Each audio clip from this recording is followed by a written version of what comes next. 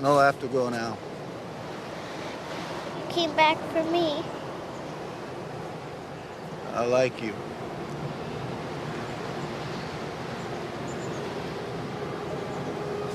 Why are you leaving? I don't belong here. I belong out there. You belong here. It's too strange here. It doesn't move right. Mom said that it's only land sickness. We're all feeling it and it'll go away soon. It's more than that.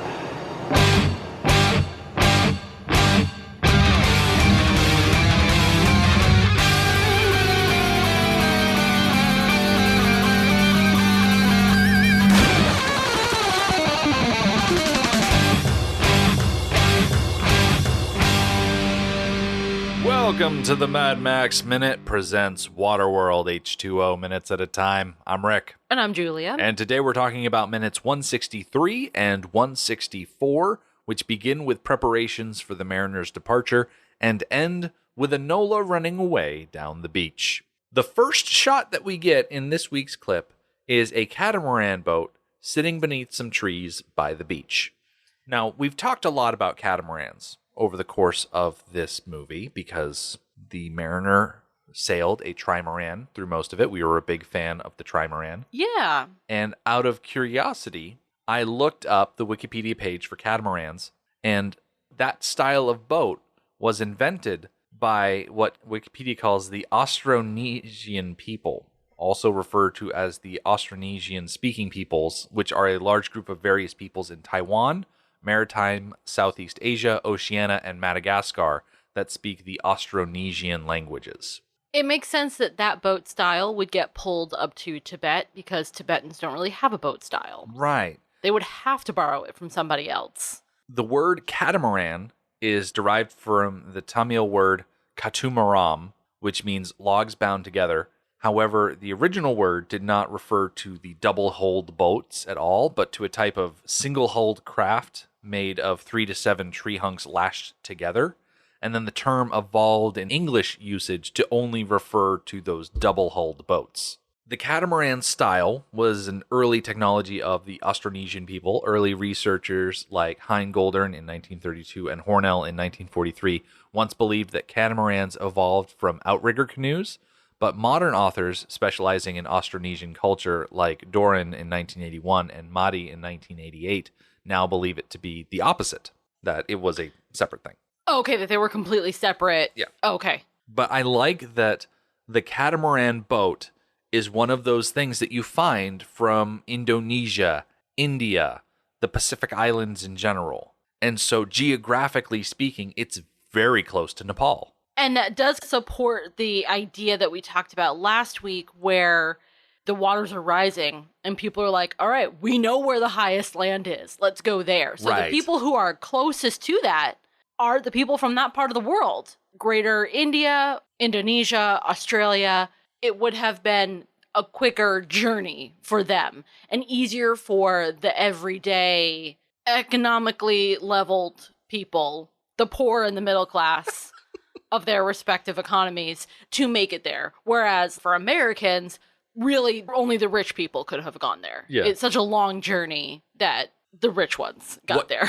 What comes to mind is an episode of the Grand Tour on Amazon where they went to Vietnam and they took these boats through so many floating villages and how there are cultures where geography dictates that their city is on the water. And it's those type of people that would most likely more easily adjust to a flooding system. Sure, their permanent buildings would be flooded and destroyed, but they're so used to living close to water that they could adapt, some would say quickly, I would hope. There's other places, I think there are coastal African cities that have a lot of floating structures. There's a lot of Dutch peoples, because most of that country is below the waterline, who have canals and houseboats and things like that. People like that would adapt quickly to a floating world. Yes. It's the same sort of thing that you were just saying, that those folks would instantly know where Everest is and they would just sail towards it. So I like that there's that carryover as we're looking at this catamaran boat sitting under the trees. I have a tiny confession to make. We've been using the word trimaran so much during this movie for obvious reasons that when I see a catamaran, I struggle to remember the right word. Like, I know it's not a trimaran because there's only 2 and not 3, but the word's no longer readily available in my brain. It has been replaced with trimaran. Do you want to call it a bimaran? Well, I do now. Just don't get ridiculous and try and add a 4th hull. I don't want to try. Quatramaran? Yeah, is it a quatramaran or is it a bi-catamaran? Who knows?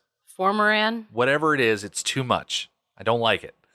Know your limits, people. At what point? At what point does man's hubris go too far? I think all of Waterworld is the point at which man's hubris has gone too far. That's how we got here. 1 hull, good. 2 hull, better. 3 hull, best. 4 hull, too far. Too far. We cut from the catamaran to Helen and Gregor and all of them standing by, looking at the mariner. They have a sudden understanding of what he is going to do. There is something in the book that we miss here, and that is a depiction of the mariner on his own dragging the boat towards the water, and Helen approaches him, and he says, "I'm not staying, I need to go," and Helen stops him and says, "With all that you've done, vis-a-vis saving Enola, helping them get to dry land, all that other stuff, at least let us help you prepare to leave." I like that. I like the sentiment that you deserve this. Mm-hmm. I like the idea put forth by that not only does he deserve their help as a thank you, he deserves to leave, be happy, and go do his own thing. Helen understands that the mariner does not belong on land. This is not his environment. This is not where he wants to be. And she's not going to try to persuade him to stay. Helen has understood at long last that the mariner is going to marin, and she can't change him. Cutting back real quick to the intimacy scenes. Something that I liked about those scenes, I think more in the book than was presented in the movie, is that it was portrayed not as we're falling in love and we're going to commit to each other and we're going to show that commitment by having sex. That's not what it was. It was you are sad and lonely, I am sad and lonely, let's be sad and lonely together. And that supports this sentiment from Helen now of, you deserve happiness, let me help you be happy somewhere else. Yeah. Their relationship is not one of commitment. It was one of being there for each other when they needed each other. And that's coming to an end now. Speaking on the intimacy scenes, the book made it clear that physical intimacy that was something that Helen needed that the mariner could provide, and I never got the sense in the book that the mariner necessarily reciprocated those physical intimacies. Now, granted, in the book, you're not going to have your star, Kevin Costner, agree that his character that he's portraying is going to be a bottom. He is not going to allow Helen to be the dominant sexual force in a coupling. And therefore, in the movie, you saw him wrap his arm around her and lower her down to the deck so that he could be on top. Yeah. I don't believe that that is something that the mariner would do.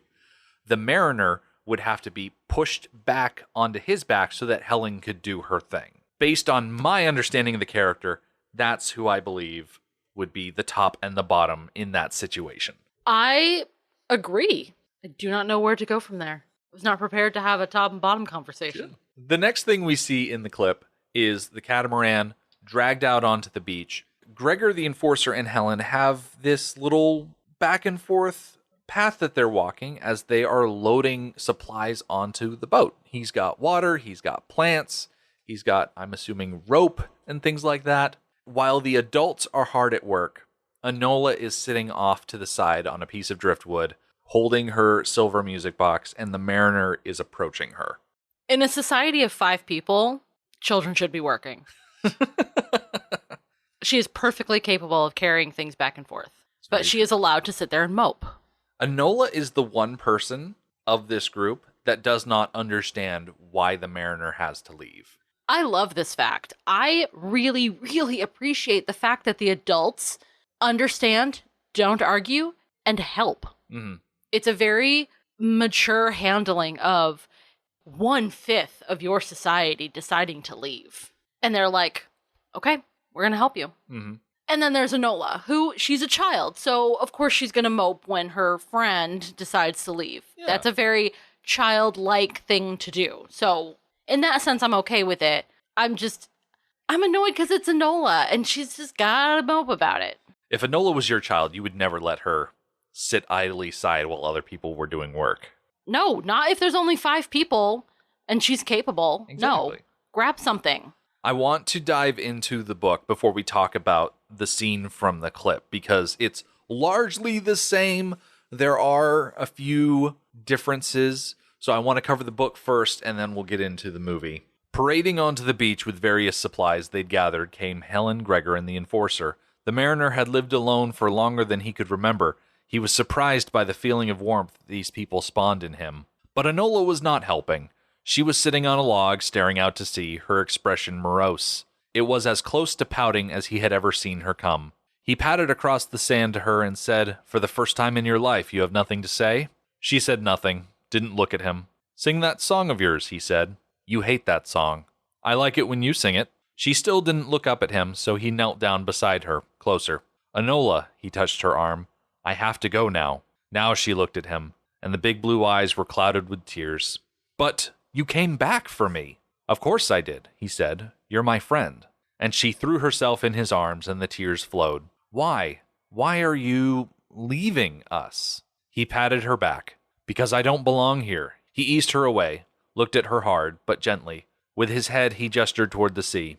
"I belong out there." "You belong here." "No," he said softly. "It's too strange here. It doesn't move under my feet." The child's voice was nearly desperate. "Helen says it's just land sickness. It'll go away soon." The emotion that passed through him in a wave was worse than the nausea. How strange, how terrible, how wonderful. "For me, it's more than that," he said. The child's lower lip trembled. I can't change your mind, can I?" "No." She stood and revealed something she'd had tucked behind her back. It was a small wooden box with odd, lovely carvings. She popped open the lid and music played. A tune. Her tune. "Take this gift," she said, "and think of me." Then she kissed him and ran away in tears towards the village. The mariner made his way to the little boat where Helen was waiting. You're right, that is very close to what happens in the movie, and still I think it's better. Specifically that the music box is small, something she can hide behind her back, she can hold in one hand, whereas in the movie it's this big silver thing. It's rather sizable, yes. Yeah, she can barely hold it in her lap. And so it makes that gesture of her giving it to the mariner feel awkward instead of a lovely moment where she gives him a gift to remember her by. Mm-hmm. I have to assume that the moment in the book where she opens the music box and lets him hear the tune was kept out of the movie, because in the book, he obviously says, "Let me hear you sing again," because that's something that she loved to do, and it always annoyed him, and so that was a way of him saying, "This is a thing that you always forced on me, let's hear it again," and they could go back and forth in a little inside joke there, I guess. But the heart and soul of this conversation is what we see here in the movie, where the mariner says, "Hey, I'm heading out. I'm leaving. Time to say goodbye." And Enola just doesn't get it, because why would he go through all the trouble of saving her from the smokers just to leave her behind? It doesn't make sense to her child brain. Right. To her, because they're friends, because he risked himself for her, they should now live together. They should now live in the same society together and be together. That's what you do, because that's what the atoll is that it's people who work together for each other's survival, living together. So that's what she knows. In her experience at the atoll, there are plenty of people who come and go, but those people rarely make an impact on her life. They're just people who come and go. But now there's someone who has transitioned from a person who comes and goes into somebody stable. And that's what he's supposed to do. He's supposed to stay. I wonder if Enola has heaped a surrogate father role onto the Mariner. If Helen is her mother, then the Mariner has filled this whole "are you my daddy" sort of thing. Oh, for sure. For sure. I'm remembering back to the moment when, and I think this is the moment he kind of softened on her, when Helen gave him the picture that she drew, and it was the three of them in a very family pose. Yeah. Mother and father on either side of the child. And that was a turning point for him. So, yeah, he is her father figure. Now, what do you think of the difference between the book and the movie, where Enola's protest of "you came back to save me," and the Mariner's reply in the book, "you're my friend," in the movie, "I like you"? I think the "you're my friend" is better over the course of the story, because that idea of Enola calling the Mariner her friend is a thing that could pay off here as a set of three. Helen says to the Mariner, Enola said you're her friend.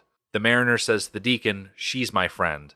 And then the Mariner would then, for the third time, look at Enola and say, you are my friend. I love that very, very much. I love the set of three. That's always very pleasing. It also shows an arc, a journey that the Mariner is going on, mostly about his ability to have a friend. Yeah. And his ability to tell that friend that they are his friend. And that shows a lot of growth on his part, which I think is kind of his main arc, is his ability to have a friend, his ability to care about a person. Yes, he does show varying levels of affection towards the three adults who are there with him. Most of his affection is for Enola. Yeah. All this talk about character progression and arcs, it makes me think about Enola's journey over the course of this movie. I don't necessarily believe that Enola changes over the course of this film. I don't think she has an arc. I agree. I don't think she has an arc either. It's one of those things that lends credence to the why does Enola need to be a character in the first place? Right. She is essentially a MacGuffin. She's an object, and that sucks. That really sucks. I don't want to call any person an object, let alone a woman, but she is objectified through this whole movie, and part of that objectification is part of the plot, the way that the Deacon objectifies her. I think that's important that he does so, because he's the bad guy. Mm-hmm. Gregor certainly objectifies her. Oh, yeah.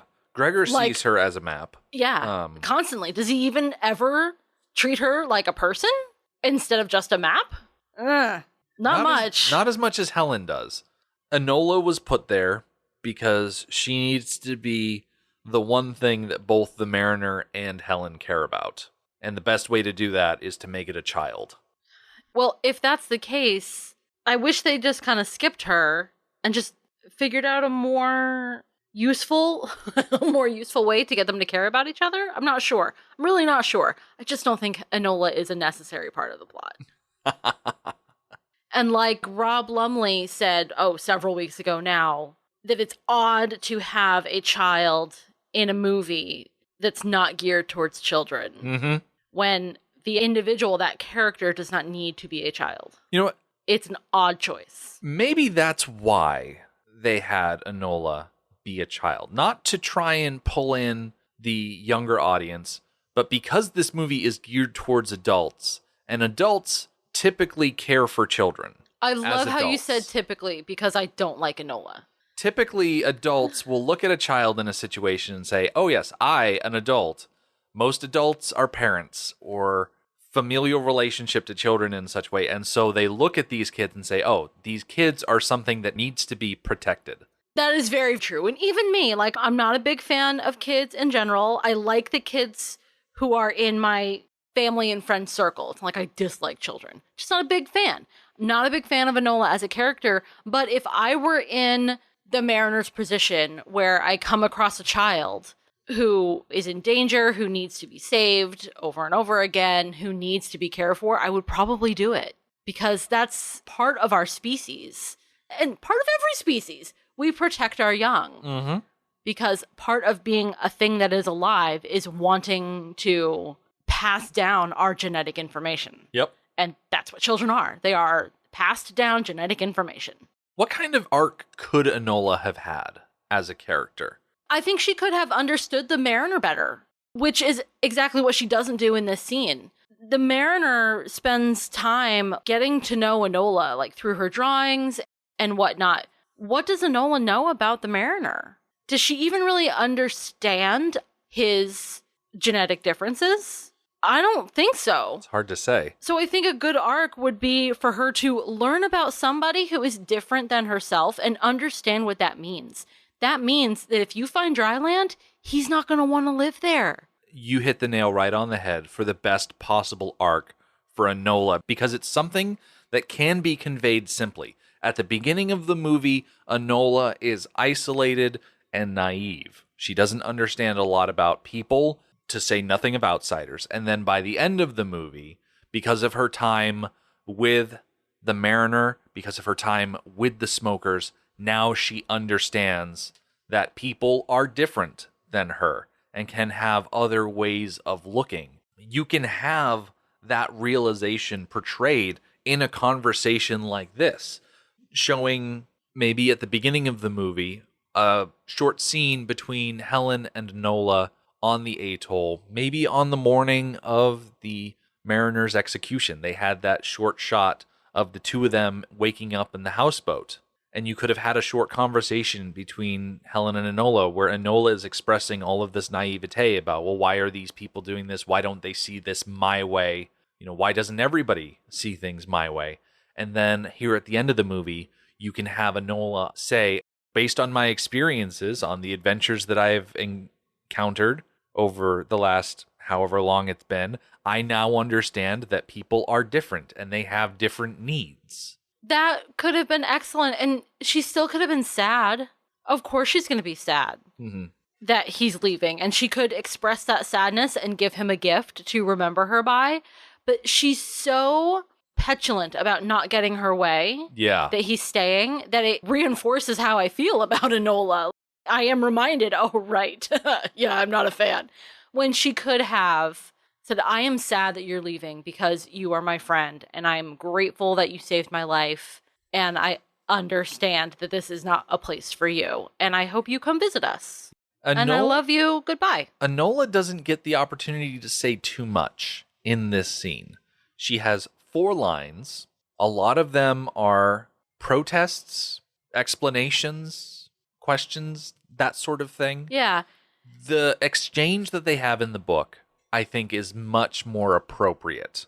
Because here it's just, I gotta go, but you shouldn't go. You came back for me. I like you. Why are you leaving? I don't belong here. And she says, no, you do belong here. And he says, no, it doesn't feel right. And she's like, it's just land sickness. And he's like, it's more than that. And that's it. That's the end of the conversation. He just says it's more than that. No further interaction in the clip. It's very lacking compared to what Max Allan Collins hastily scribbled down at the end of the novelization so that he could move on to the next project and get paid. I think there was also perhaps a missed opportunity for the Mariner to say something perhaps beautiful about the ocean. Like, I don't belong here. I belong out there where yada, yada, yada, yada, yada. Something lovely about the way he feels about the ocean that he doesn't feel about the land. It's an opportunity for him to say something along the lines of the song in Beauty and the Beast, where Belle is singing the reprise to the song about the town. It's later on after the town scene. She's up on the hillside. This is after her father's been attacked by wolves and the horse is about to show up. But she's singing to the wind about how she wants adventure in the great wide somewhere. And like, that's what the Mariner needs to say here. He cannot be contained to this island. It's not his natural habitat. And he's giving Enola the opportunity to say, I understand that you are different. And we needed some sort of confirmation that even if he's not there on the island, it does not diminish their friendship. That's what she needs to hear in this instance, and it is not said. That's a really good point. Harkening back to what I was saying before, she's familiar with the drifter concept of people coming and going all the time, and those are just like blank faces in her life. And just because he is by nature a drifter, and he's going to leave and perhaps come back and leave and come back and leave, that doesn't change their relationship and how they feel about each other. They are friends no matter where on the planet they are. And yeah, that's a lesson that she needs to learn.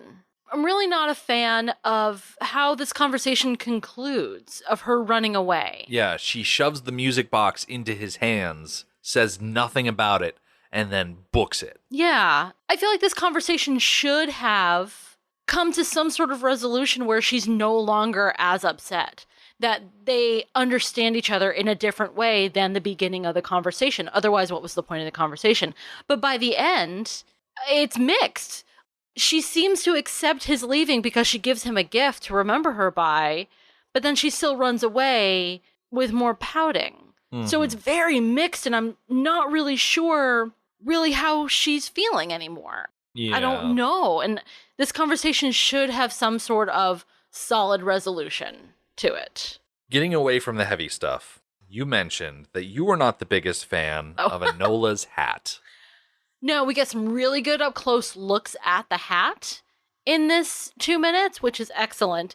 It is the standard sections of material sewn together with pretty wide gaps on it. Now, we get a good look at it, and it's clearly fish skin, but its translucence makes it look like, you know, when lizards and amphibians shed their skin? That's what it looks like. But they wouldn't have access to that sort of material. Like, they don't have amphibians. I don't know where this hat came from in the first place. Amphibians, like, they do, you know, they're water-going creatures as well as land creatures. She didn't have this hat before they got to the village. It's just so ugly. This hat came from probably a dead body. No. She was wearing this hat on the balloon. She was? She's been wearing this hat for a while. What? She's been wearing this hat for a while. I know because I hate it. Hate this hat. It's so ugly. So this hat was on the balloon? Yes, and I'm pretty sure she was wearing this hat on the atoll. I'm pretty sure this is like her hat. What? I don't believe it. I don't want to go back and check. She was definitely, for sure, wearing it on the balloon. I have been convinced for the last 20 some odd years that she found this hat in the huts. Well, that would make more sense because it really does look like shed snakeskin. It's just ugly and I don't like it. I'm not going to go back all the way to the atoll to see if she's wearing it there. No, I think it's enough to go back to the balloon. Yeah. And see if she's wearing it there. The scene where they wake up in the morning and they're like leaning over the edge because the seagull and then the mountains. Scrubbing through minute 80. Yep, she's wearing it on the balloon. I didn't notice, but there it is. Yep. Right front and center. It reminds me of those winter hats with the flaps that can be either pulled up or pulled down under the chin or like up the side of the head. And most of the time they're pulled up over the side of the head. Yeah. And they're like super duper warm winter hats. It reminds me of that. But what is it accomplishing? It's like a bonnet. Yeah. And you're right. Bonnets don't really accomplish anything. I mean, they protect hair from the wind, but her hair's not like done. It doesn't need to be protected. Yep. Bonnets also signify things in culture about whether you're married or not in some cultures. But that also doesn't count because she's an unmarried child. So I don't know why she's wearing a bonnet. Yeah, neither do I. Yep. Suffice it to say, we have no idea what it's made out of. I mean, it's got to be fish skin. But it is dumb looking. Yeah. And production-wise, I'm curious what Tina Majorino thought about wearing this hat. I'm curious about the person who made the decision to create the hat and then to make her wear it. I'm curious about the editor who sat in the booth and was okay with these up-close pictures of this hat. Well, thankfully, for this week at least, Enola runs away, taking her awful hat with her. The mariner is left to wander back towards his catamaran, holding the music box in his hands. And this is where the clip cuts off. We're going to put a pin in this, come back next week. The mariner will bid farewell to Gregor and the enforcer, and Helen will try to understand why he feels the need to leave. The Mad Max Minute podcast is a fan project by Rick and Julia Ingham. Waterworld was written by Peter Rader and David Toohey, directed by Kevin Reynolds, and presented by Universal Pictures. Mad Max Minute is produced and edited by Rick Ingham. Our opening music is Verdi's Dies Irae by Daniel Batista of danielbatista.com. Our home on the internet is madmaxminute.com. You can follow us on Twitter at MadMaxMinute. And like us on Facebook by searching Mad Max Minute and join our Facebook listener group, Mad Max Minute Beyond Microphone. If you'd like to support the podcast, visit patreon.com/MadMaxMin. Thank you for joining us for Waterworld episode 82. We'll see you next time.